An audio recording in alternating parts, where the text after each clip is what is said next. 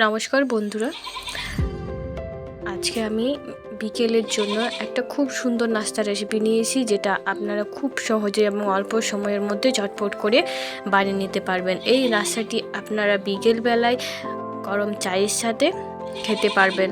তো তার জন্য আপনারা সঙ্গে থাকুন আর পুরো ভিডিওটি দেখুন। আর যদি ভালো লেগে থাকে তাহলে একটা অবশ্যই লাইক ও শেয়ার করে দেবেন। আর যদি চ্যানেলটিতে নতুন হয়ে থাকেন তাহলে এরকম আরও সুন্দর সুন্দর ভিডিও পাওয়ার জন্য চ্যানেলটিতে একটা সাবস্ক্রাইব করে দেবেন। চলুন বানিয়ে নেওয়া যাক। তার জন্য আমি একটা পাত্র নিয়েছি, তাতে সামান্য একটু উষ্ণ গরম জল নিয়েছি, আর তাতে আমি দিয়ে দেব এখানে ছোট টেবিল চামচের 2 চামচ মতো ইস্ট।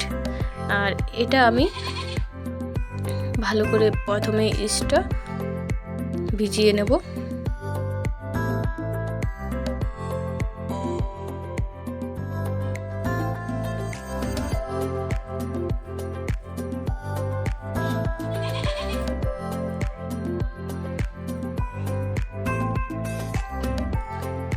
কিছুক্ষণ পরে আমি এখানে দিয়ে দেব ময়দা। তো এখানে আমি 2 কাপ মতো ময়দা নিয়েছি।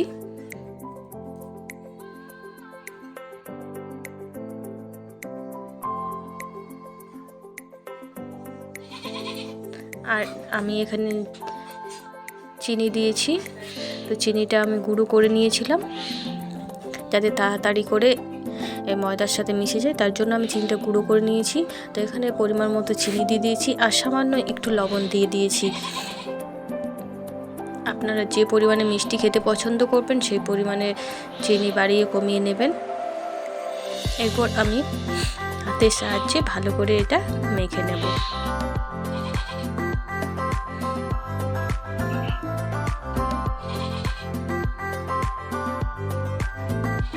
আর আমি এখানে একটু একটু জল দিয়ে ময়দাটা ভালো করে মেখে নেব, একটু নরম করে। বেশি শক্ত এটা মাখবো না, তার জন্য আমি একটু একটু করে জল দিয়েছি।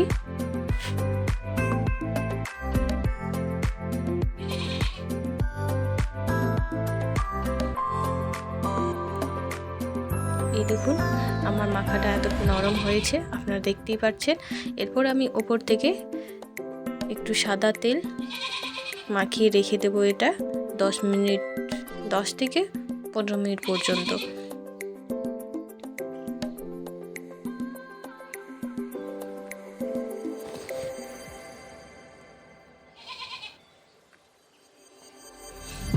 যাতে ওপরটা শুকিয়ে না যায় তার জন্য আমি ওপর থেকে সাদা তেল দিয়ে দিয়েছি। এরপর এটা আমি ঢাকা দিয়ে রেখে দেব।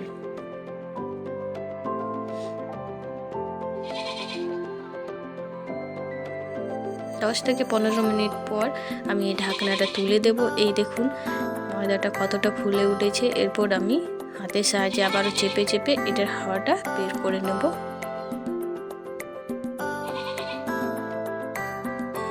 এখানে আমি 10-15 মিনিট পর্যন্ত এটা রেস্টে রেখেছিলাম। হাতের সময় কম ছিল বলে আপনারা চাইলে এটা আধা ঘন্টা 1 ঘন্টা মতো মেখে রেখে দিতে পারেন, তা সেক্ষেত্রে এটা আরও বেশি ফুলবে।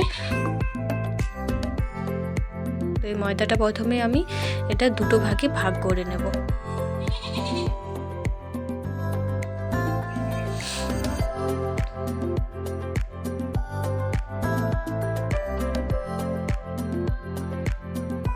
এরপর এটা আমি একটু বেলে নেব। এখানে আমাকে একটু সাদা তেল দিতে হবে, না হলে এটা লেগে যাচ্ছে, তার জন্য আমি এখানে একটু সাদা তেল দিয়ে দিয়েছি। এরপর এটাকে আমি বেলে নেব। বেশি পাতলা বেলবো না, একটু মোটা মোটা করে এটা বেলবো। আর ছুরির সাহায্যে এটা চৌকো করে প্রথমে কেটে নেব।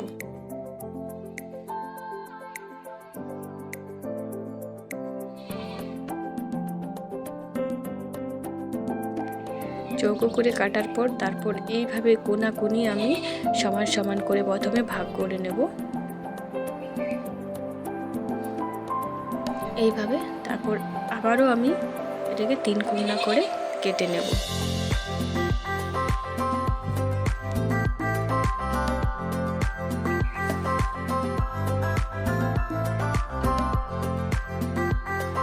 দেখুন এইভাবে আমি প্রতিটা নাস্তার শেপটা বানিয়েছি। এরপর আমি গ্যাসের উনুনে একটা ফ্রাইং প্যান চাপিয়ে দিয়েছি আর তাতে দিয়ে দিয়েছি সাদা তেল। তেলটা আমার মিডিয়াম গরম অবস্থায় আমি এই নাস্তাগুলো একটা একটা তেলের মধ্যে ছেড়ে দেব।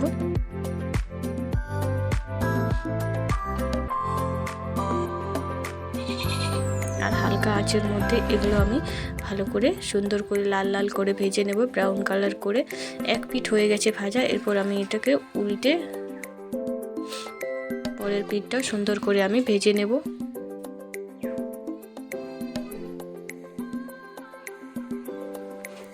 এই দেখুন এগুলো আমার কি সুন্দর একটা কালার এসেছে। এরপর এগুলো আমি তেল থেকে তুলে নেব। এরপর বাকি নাস্তাগুলো আমি একইভাবে ভেজে নেব।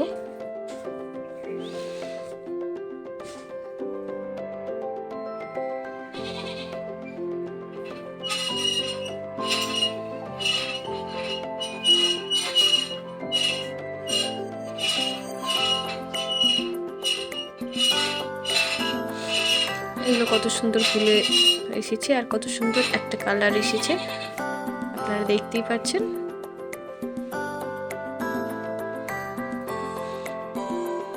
সব নাস্তাগুলো কত সহজেই তৈরি হয়ে গেল। এগুলো আমার তৈরি হয়ে গেছে, এগুলো আমি তেল থেকে তুলে নেব। তো সব নাস্তাগুলো তুলে আমি একটা প্লেটের মধ্যে রেখে দেবো। এই দেখুন আমাদের বিকেলের নাস্তা রেডি। নমস্কার, সবাই ভালো থাকবেন, দেখা হবে আবারও পরবর্তী ভিডিও নিয়ে।